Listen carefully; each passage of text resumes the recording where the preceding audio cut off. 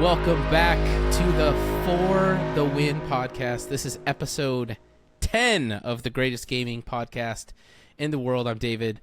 We got John and Henry, and we're going to talk about... Oh, my God. Every time! Just let me have an intro, please. We're going to talk about what's going on in gaming this week. A lot has been happening, and the first topic is... it's a crazy one. Streamer iShowSpeed has just had the worst 30 days of his life. First of all, while in Tokyo, iShowSpeed was rushed to the hospital after suffering a deadly headache and a swollen eye.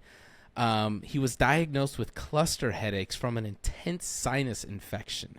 Not only that, though, making his big return a few weeks later, he was playing Five Nights at Freddy's when he decided to stand up, yell some profanities, and thrust in front of the camera as the character Chica appeared on screen. And during his excitement, Speed's penis slipped through his shorts, and he was immediately horrified. Needless to say, the internet has not been kind to him. He didn't have that Baldur's Gate 3 patch. Obviously, that was... Yo! It clipped through his shorts. Clipped through? Yeah, exactly. He obviously had option C or D enabled on his character, and he clipped through his...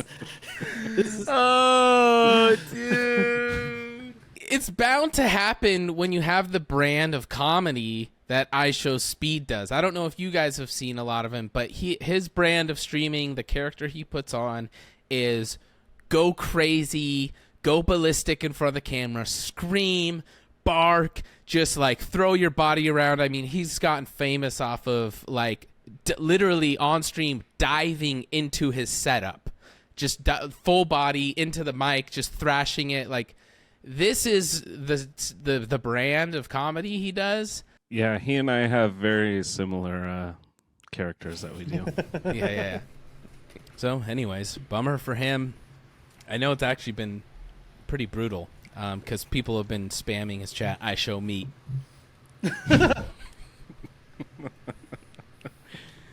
And yeah, lessons learned again. More lessons learned. You got to take it easy. Isn't there a saying like "There's no such thing as bad content"? Is that a thing? Maybe for if you're like on OnlyFans or something, but. We'll see.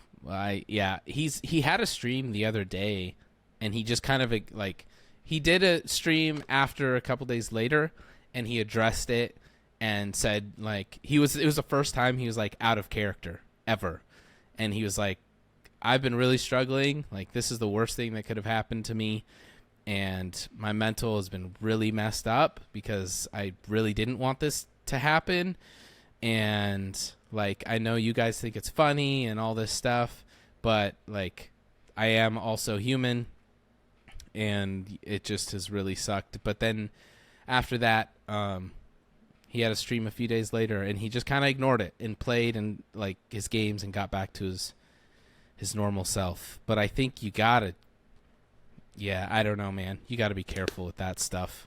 I think Aiden Ross has bounced back pretty well from his incident also.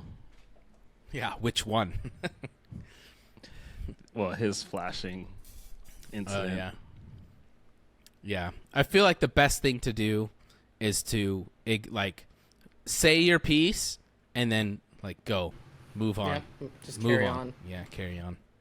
Oh, also he was like screaming at his chat saying like the reason it happened. He's like, how would you feel if that happened to you? Because that morning you went to look for underwear and you didn't have any clean underwear, so you just put pants on. He wasn't joking. He wasn't joking. I'm like, oh, dude. You always got to have some emergency boxers. Yeah, I was going to say, is it weird to have backup underwear? Because I have backups. Like, yeah, dude. Backups like for your I have backups. I have backups for like ones that I don't like the way they feel, but they are fine, or they're like... Yeah.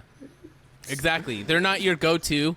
They're not the Right. S tier, but it's like Right. you have your C tier, like, You know, these are old and I never wear them. They're not in the rotation, but they will be there. Yeah. So it's not just a weird me thing. No. Some back. And the craziest thing is he has more money than all of us combined, and he somehow didn't have extra laundry done for him or extra underwear.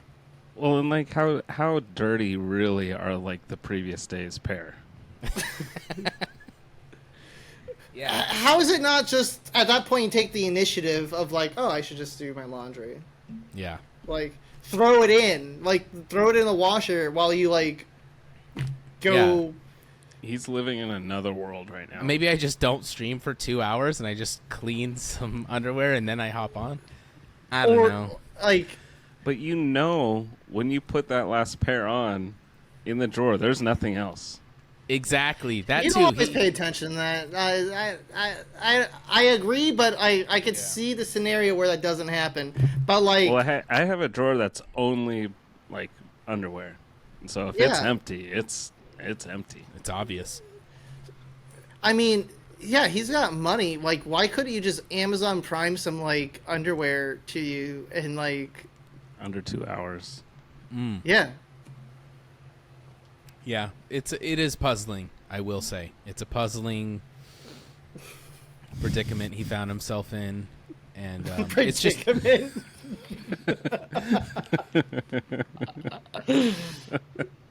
it's a massive L for him, and it's a massive L for everyone who got flashed. So, not what you expect to see on a Twitch stream unless you're like on a hot tub stream. What was it? A massive L? I haven't seen the video.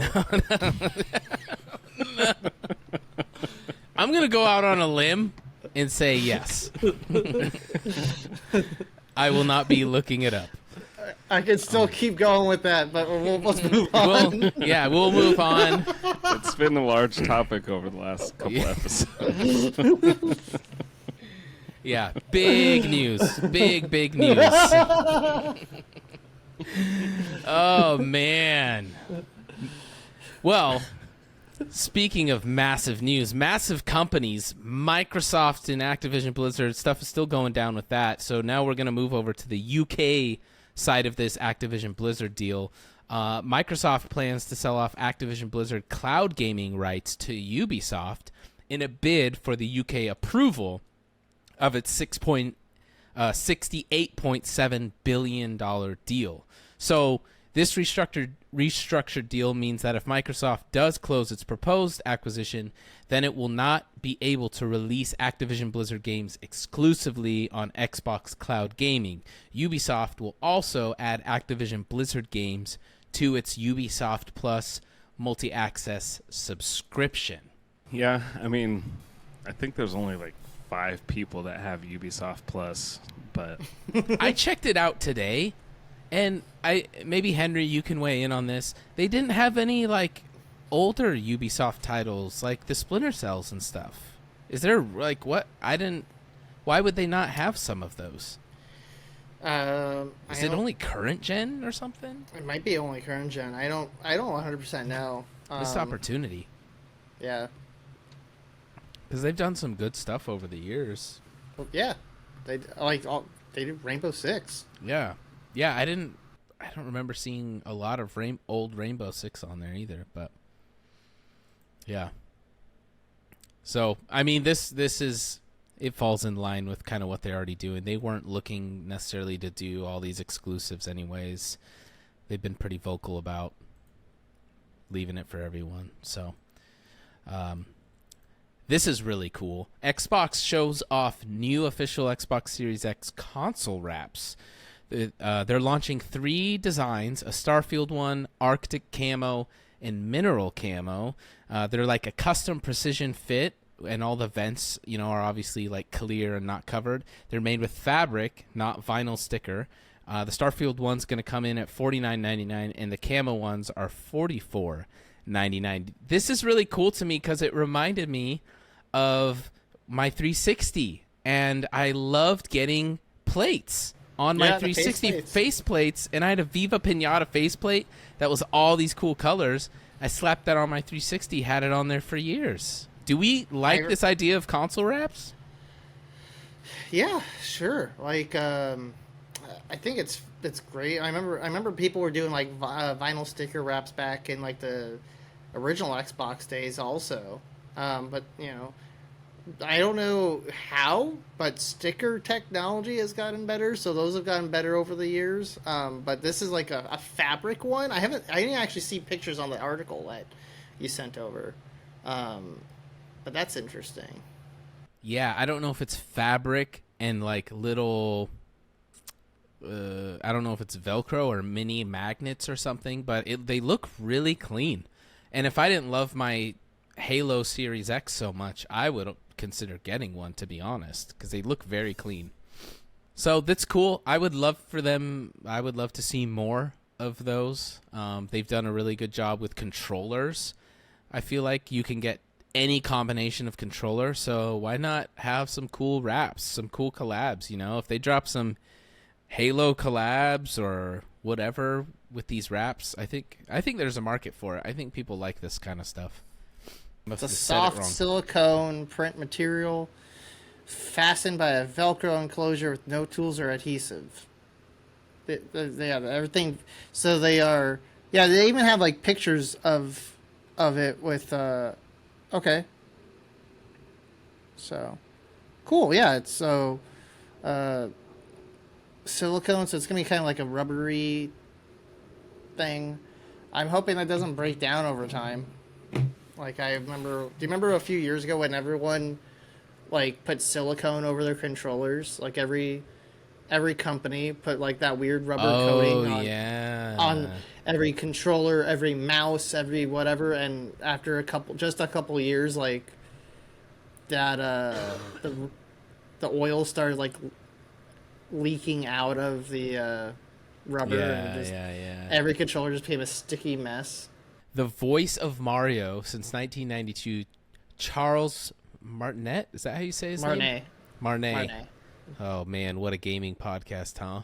Doesn't even pronounce the voice of Mario right. He's stepping down to become a brand ambassador for Nintendo and Mario. Nintendo released a statement saying Charles is now moving into the brand new role of a Mario ambassador. He'll continue to travel the world, sharing the joy of Mario and interacting with you all. He was the voice of Mario from N64 till basically now. Prior to the N64, because it was What voice did he do? It was his first time being a voice, if I recall correctly, was at a trade show where they had this like rig up to his face. And it was either at CES or like E3. Well, I guess E3 didn't exist yet. It was called something else back then. But it was at a trade show, and he was backstage. He had a headset on with some like motion capture stuff, and then he had a 3D station set up. And when he would talk, he would be able to look through cameras and see like audience members that were looking at this camera at the TV that this 3D Mario head was on, and he was able to talk to them directly. Whoa. Yeah. And there's video of it on YouTube, and I want to say that was the first time Charles Martinet had voiced Mario. And then 4 years later, Mario 64 comes out.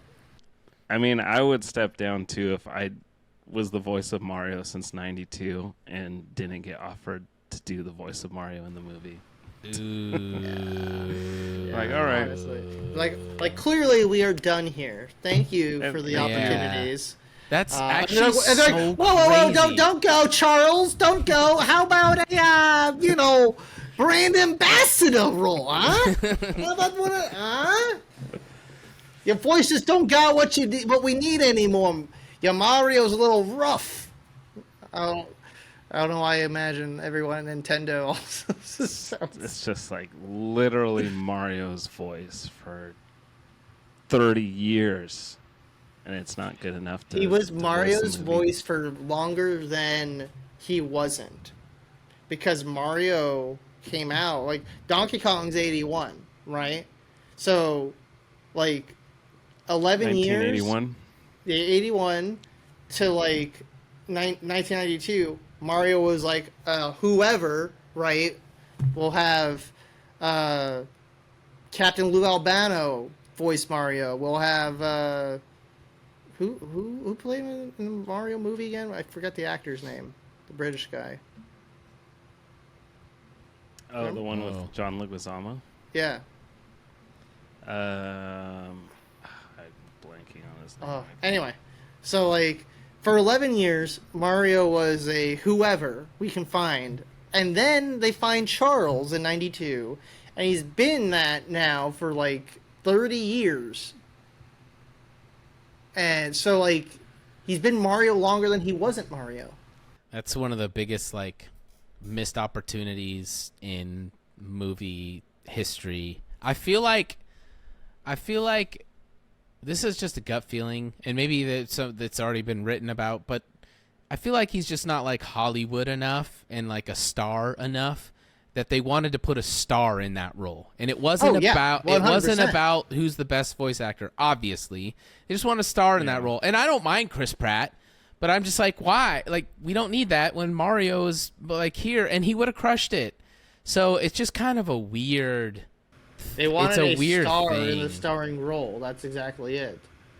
So we had Chris Pratt's "It's Me, Mario," like.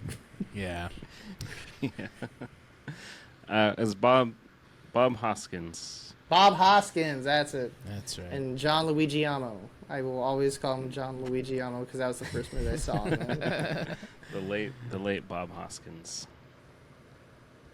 Well, best of luck to Charles on his new endeavor, and thank you for voicing so much of our childhood, and you just killed it. Absolutely crushed it. And yeah, hopefully one day I get to see him live. That'd be really cool to meet the voice of Mario. Let's get him on the pod. Ooh, there's an idea. If you think we should get the voice of Mario on the pod, leave a comment down below. All right, Henry. Call of Duty Modern Warfare 3 is shaping up to be the juiciest COD game in years. Confirmed features include classic minimap, 16 MW2 maps, 150 health, slide plus reload cancel, map voting. Shoutouts to Halo. What is it? 2, 3? Hey, five had it. 5, whatever. Perks activate from the start. Tack sprint charges while sprinting, and increased duration, increased ADS movement, plus strafe speed, and shoot immediately after sliding. A lot of hype around this. People are saying this could be one of the best CODs to come out in a long time. It's like they wiped the slate clean with MW1. Then they go to MW2, they try some stuff, and it's missing features people wanted. So now we're adding those back. So we are reverting to monkey instead of evolving to crab. We are reverting to monkey, and that's fine because we're not bringing the jank with us. We were carrying over when we were still recycling the same old engine. So we'll see. That's a lot of really cool news. Looking forward to that. So I don't know if this has ever happened before. Like Modern Warfare 2 came out just like this last November, right? Mm-hmm. And then the very next Call of Duty release is Modern Warfare 3. Right. Usually it's been like a cycle because they have two different dev teams. But because of what they've been... Like, this might be still one of their other Treyarch, isn't it? Yeah. Yeah. Which is who normally would do the offshoot ones. Because it was Infinity Ward and then Treyarch. So... if Treyarch is doing MW3, that's different, and so then that's why it still follows their like 2-year dev cycle for them, because that means that Treyarch was working on this when Infinity Ward was still finishing MW2. So. Oh, well, here I've got some breaking news from Gamescom. Maybe I guess it's Sledgehammer Games They debuted the first mission from the Modern Warfare 3 story, but it looks like they revealed some new footage of its new open world campaigns. Interesting. So I've always enjoyed the Call of Duty campaigns because they're so tight and linear and like fast paced, and you can finish them in like 8 to 10 hours or whatever. Yeah. So I'm curious what the open world. I have a feeling it's gonna be similar to Halo. Halo Infinite. Infinite. Yeah. It's gonna be a similar model to how they did the open world concept with a fairly linear FPS. So the thing with open world games is that you just gotta make the open world fun to traverse. Yeah. So Infinite, you had all the vehicles and then the grappling hook, so that was fine, like getting around.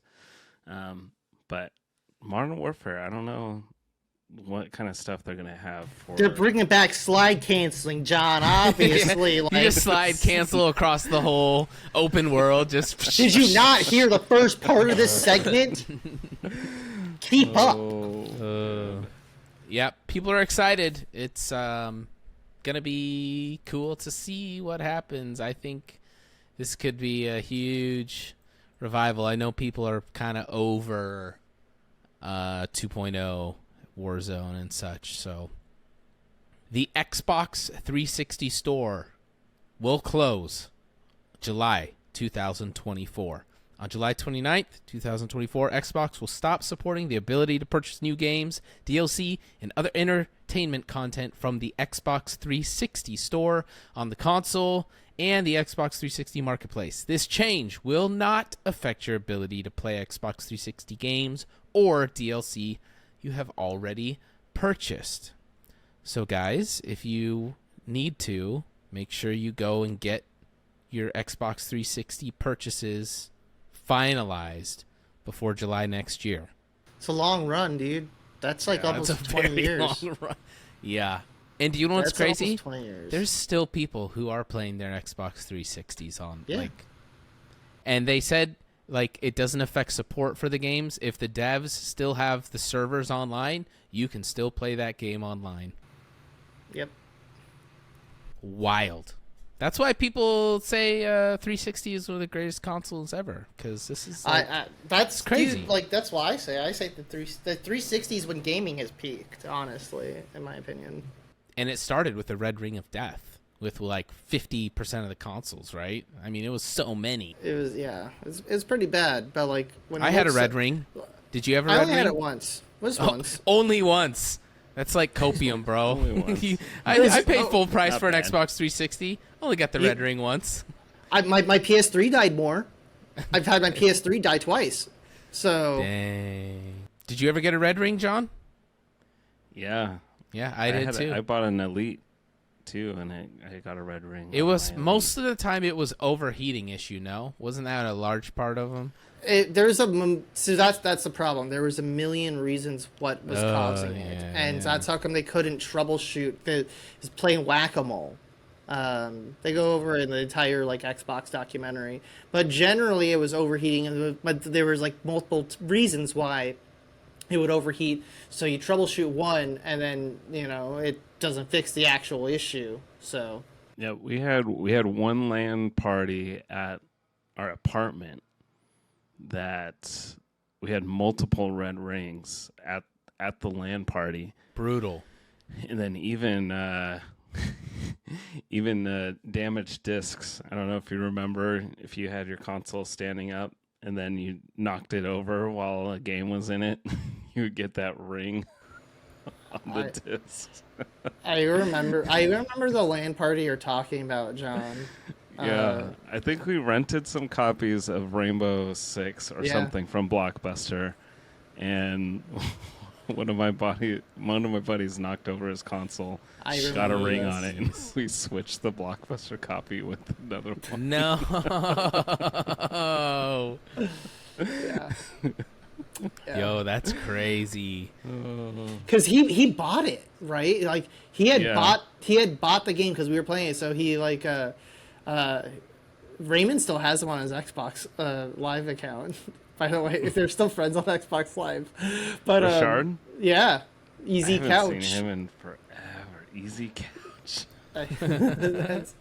But like, yeah, he had bought the game because we had hyped up. Like, yeah, man, we were all playing Rainbow Six Vegas too, so he bought it, and then we had like rented some copies too for some other people. And yeah, I remember his Xbox tipped over. I remember where he was in front of the couch. Easy Couch. Easy I mean, couch. he had the setup like in front of the couch, and it was like on like some. Oh, I remember this night. Vivid. So. I can still like hear the sound, the like sound that would make When the disc is scraping. With my disc tray on my Xbox 360, I sold one of mine. I saw my original one, my Halo 3 edition one. I gotta give it like the Fonzie sometimes to like open up the disc tray. Just give it a good smack right. It's like click the button, it won't come out. Just give it a good tap. Had the original Xbox had some issues with some of their disk drives, and I remember having to just lightly like, tune. I'd like push eject and then boom, boom, boom, boom, boom, and it like kind of unlatch it from the plastic it was getting caught on, and opened every time. What's the first game you guys ever bought from the 360 store? Marble Blast Ultra. The store, like for download. It was arcade though. It was Marble Blast Ultra, which is a freaking great game. Yeah, I think it was probably Geometry Wars. Yeah, mine was Geometry Wars too. Oh wait, that didn't just come installed on the Xbox? No, Hexic did. I feel like Hexic everyone had HD. that. For a while, it was the killer app. Yeah, it was the killer app for I don't know how long, till like Gears came out, basically. It was Geometry Wars. It was the reason, like, it was like the best game on the console, because like most of the launch titles were either just okay or they were also available on previous gen, and they were just shinier on the Xbox launch. Rubberier. Yeah, like Gun. Gun was like just on both consoles, but it just looked shinier. And it's not like the controller had new technology besides the fact it's wireless. But we could watch movies together with our avatars on a couch. Oh, that wasn't for like 3 years. Oh, okay, never mind then. That was like 2008, 2009. So like, yeah, 360's launch titles. I mean, there was like Call of Duty 2.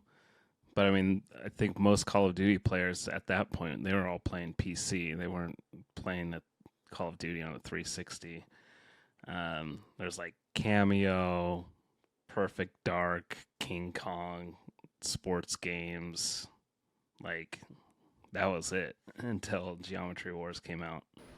Geometry Wars came out. So the Xbox 360 launched like September, I want to say 25th of 2005. And Geometry Wars came out like November, if I'm recalling correctly. I wonder if I am. Let's check that. Diablo 4 announces new Season of Blood coming October 17th. 5 new and returning endgame bosses, updates to renown rewards, updates to gem and stash storage, finally, updates to resistance and status effects. It looks like it'll be a cool update. It doesn't look mind-blowing, but it also looks like, hey, we're right on time for a fresh drop of content. John? Yeah, no, I was surprised that they announced it so early. So that was like kind of cool. As far as what the season actually entails, I love that they're putting in all of the quality of life things that should have been there from the start. So that's nice. New powers are cool. The one thing that really stood out to me from like the teaser trailer was, I don't know if you saw it, but there was like jumping, like elevation, jumping down to like lower parts of the map and up to other parts. And so I'm curious what that is. it looked really cool. It seems weird to be like excited for like jumping, but like it's not in the game. So well, with my barbarian, so I don't know because they did feature a little bit of it, and I don't know if that's going to be a thing. But if you can right now, if the ledge is short enough, you can jump down. I've done it before. You can jump down from one ledge like onto a group of enemies. Like, so I've done it off of my horse. So you can go, and if there's a group of enemies just on a slightly lower plane, but it's like, you know, it's cut off from the higher area, you can jump off in to the lower. But if it's a bigger one, it doesn't let you do it. So I don't know if they're going to integrate more of that. Because I saw it jumping up too. Yeah, I have never been able to jump up. So I don't know. So I don't know if that's probably something to do with like the new like vampire abilities, pouncing on your enemies or whatever. I mean, I've been playing a decent amount of Season 1. It's this actual like seasonal mechanic of the Malignant Hearts. I mean, once you find like your 1 or 2, 3 hearts that you're gonna use, like that's it. That's the whole mechanic. They are cool. You put them into your jewelry, and then like you forget about them. You know. So I'm curious if this will have more like. I don't know. I would have like expected like for Season 1 of like the Malignant, just like the whole like world is just like covered in this stuff or something, because it really is just like there's a few little tiny dungeons. You can get the hearts you want, and then you might as well just be playing the Eternal Realm. Like you wouldn't know any different. But playing a Necromancer, I'm like level 82, and it's very, very fun. The Necromancer abilities and the hearts. So it's really fun. Yeah, one of the big things I would like to see, and I saw some feedback on this online, is seasonal stuff that like give us new things and seasonal things that carry over into the Eternal. Because right now, anything that happens in the season, it just disappears in the next season. You just lose it. So whether that's, you know, one Malignant Heart sticks around, or they introduce new mechanics that will just stay with the game, like give us something that's not going to just disappear. Because once I read like, oh yeah, like everything's going to disappear basically, except for your gear, but all the season stuff, that was just it. And I hope you had fun with it, and you'll never see it again. It's like, dude, build some things into the game that we can keep building on. So I hope there's something, because it is kind of like sucky. I kind of have lost some motivation to play just because I'm like, well, not, you know, only a bit of this is even going to carry over. So now, you know, why do I really care? Whereas like if there was some things that carry over, then I'd be like, okay, let me get this stuff. Let me do this. So I mean, look, great timing for a drop of content. I'm not complaining. I mean, we waited a year for any new content from 343, it felt like. So we'll take this for sure. Starfield. Always gotta rope 343. I know. I always gotta bring the saltiness just lives so deep down inside me, and it just comes out. I was 3 days off on Xbox 360 launch date. It's the 22nd. That's not like September. you, Henry. I know. Just 3 days off. But I was right about, you know, the mid-November, because for Geometry Wars, it was like a mid-November, but yeah, I got that right. Nice. Well, Starfield is coming out in a week, pre-release. It's all the rage. It's all the hype. And this week, Starfield start screen controversy gets a clapback from Bethesda executive Mark Kern, who previously worked at Blizzard as the team lead for the original World of Warcraft, took to Twitter and stated, "Start screens could reveal a lot about how rushed the team was and how much pride they took in their work. Starfield start screen either shows hasty shipping deadlines by a passionate team overworked, or a team that didn't care." Hines, the exec, a longtime Bethesda employee, joined the discussion to state, "Or they designed what they wanted, and that's been our menu for years and was one of the first things we settled on. Having an opinion is one thing. Questioning out a developer's care because you would have done it different is highly unprofessional coming from another dev. Have you guys seen the start screen, and do you have any opinions about it? I saw it, and to me, nothing is ever going to compare to the Halo 2 or 3 start screen. But that being said, I looked at the Starfield one, and I was like, yeah, it's fine. It's clean. I like it. It's nice. Well, and here's the thing too, is like, we talked to Marty about start screens, and Starfield's is like very minimalist. Mm-hmm. And you could say the same about like Halo 1 or 2. Yeah. Like, it's minimalist. But like, you look at the Starfield one, it could have like some beautiful orchestration playing in the background, and like, it'll be good. Yeah, the entire experience. Like Starfield is an exploration game, right? And so when you look at that title screen and you just see the vast emptiness of space, it's conveying that. And I like a clean UI on there. That's nice, actually. And then you combine that with exactly what you said, John. They could have this like vast empty space imagery, and then you combine it with the right music that will just send you into like knowing what you're getting, right? You need that. And yeah, that's fine. It looks fine to me. Like it looks fine in an image, and with the audio it very well could be good. Yeah, I mean, I could do away with the kind of the message of the day box in the top right, but other than that, like, although now that I am looking at it, it seems like the menu it's like not centered with the Starfield logo. I don't know if that's necessary. Yeah, people were quick to point out, though, that Bethesda has a history of having simple title screens. Like, that's how they design their games. That's how they make them. When you look at, Fallout, the Fallout games and whatever, Skyrim, right? Is that Bethesda? Yeah. They typically have these just like simple minimalistic menus, and people are like, that's a design choice. That's fine. Like, it's actually not a big deal. And my opinion, my hot take is this ex-WoW developer,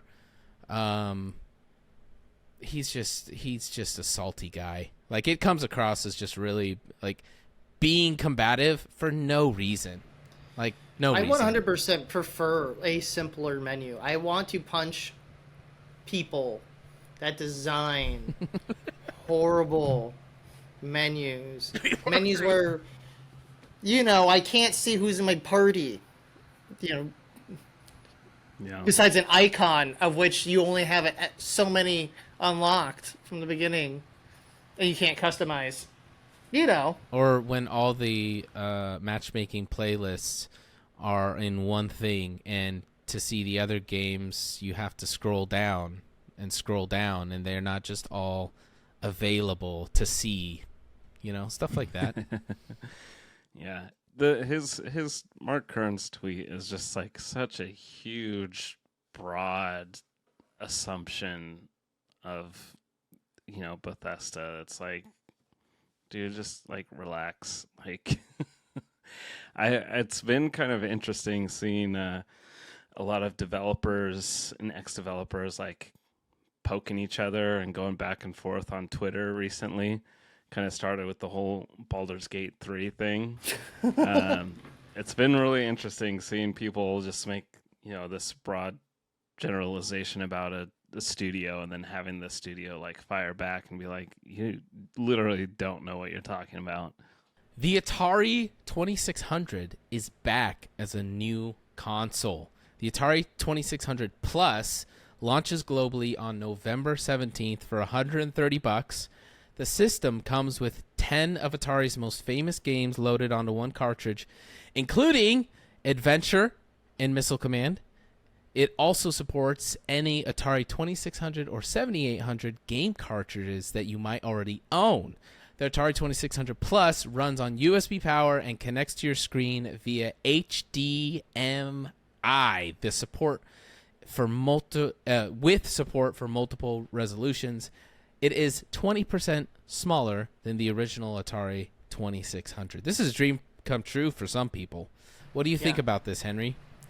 It looks cool. I was looking at the specs. It's emulation based, right? So it's not using what true hardware replication or an FPGA. But it's funny that to run an Atari, it's using a Rock Chip 3128 system on chip microprocessor with 256 megabytes of DDR3 RAM and a 256 megabyte internal hard drive, like a flash storage. So it's funny to me the amount of RAM it has, because like for reference, the original Xbox has 64 megabytes of RAM, and this is 256. It's Atari. It's a remake of the Atari. I want to know if and because it's emulation based, it's unlikely, but it'd be really cool if it worked with the EverDrive or other flash cart options. So you could just have every single Atari game on one cartridge and just turn it on and ready to go. Or maybe if you could even just side load, like fill that 256 megabytes. That's a lot of space for Atari games. Atari games are kilobytes, so you could fit literally the entire library for both of those on there, no problem. So, excuse me, I'm hoping this thing gets hacked wide open, because 130 is a lot of money for a Atari clone. There's other Atari clones right now on the market, like the Retron 77 from Hyperkin, and that's like $75 for another emulation-based console that takes cartridges. So if they could do something that's official, and uses the original cartridges and even sideload it, that's great. Yeah, I think more than anything on this, you're paying for the Atari look and brand, and because the console does look just like beautiful. Like, it looks like they did a really nice job with it. The Atari logo like lights up and everything when you power it on. So I mean, that's like really cool. Personally, Atari is a little too old for me. I can't really go back to those games and play them that well. The NES is pretty much as old as I'll go as far as when it comes to gaming. So for the most part, I agree with you. I mean, like, it's cool that they include Adventure. So if you didn't know this, Adventure was the first like Easter egg hidden in a video game. So was it an actual Easter egg? It was not an actual Easter egg. It was the guy's signature, because Atari wouldn't credit the developers and they wanted credit. So like he created like a series of like events you can do. You pick up items, move in different rooms, pick up another item, do it around, and eventually you will be led to a room with his signature, a digitized version of his signature. I love that. Nice. Henry, I'm looking at Atari's website right now. In their store, they have on sale 25% off Crystal Castle's logo tee. Oh, cool. Could pick that up. Well, I'm still holding out for the N64 Plus new console. Have you seen Hyperkin? I think it was Hyperkin. They're working on a re-release N64 called the Ultra N64 or something like that. I forget what their exact product name is. Ooh, I'll have to try that out. It was announced like 5 years ago now, and they say they're still working on it. I want to say it was 5 years ago, but like they showed prototypes of it, but like N64 emulation still isn't perfect, and so they were showing Mario Kart being ran, and on like one of the stages, like you see a screen and it shows your character, like it just like replicates those frames. and that doesn't work properly on most emulators, I guess. And so they say it's not canceled, and eventually it'll come out. We'll see for HD N64. What's it gonna take to get perfect N64 emulation? Because we've had N64 emulation running on like 3D cards back in like since like '98. So like it had only been 2 years before people were able to run N64 games on their PCs. So where has that hang up been? I don't follow it closely enough to know exactly what the issues are.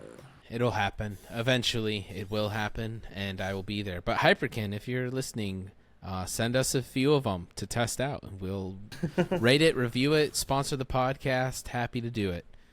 Ooh, bars. That rhymed. Anything else for the good of the pod?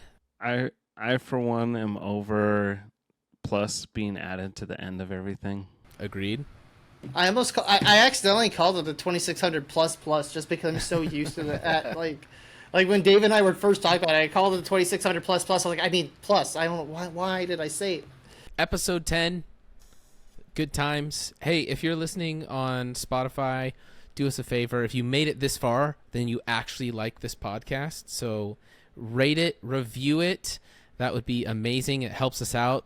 Like when people search, it helps our podcast show up in the search. So rate it, review it. If you're on YouTube, give it a like, leave a comment. That all helps. Right now, when you search like gaming podcast on YouTube, we're like on page 2, I think, which is not good enough because there's not really any gaming podcasts out there. The people beating us out are a football podcast that's called FTW Purple Thunder or whatever. So we got to beat out the football podcast. We got to let people know that there's a gaming podcast out there. So and we can do that because football goes out of season at some point. Exactly. And video games don't. Yes. Never. Video games are forever. So, all right. For the win, episode 10. We will see you guys next week. Unless we decide to stop doing the podcast, then this is it forever. Peace out. GG's. GG's. GG.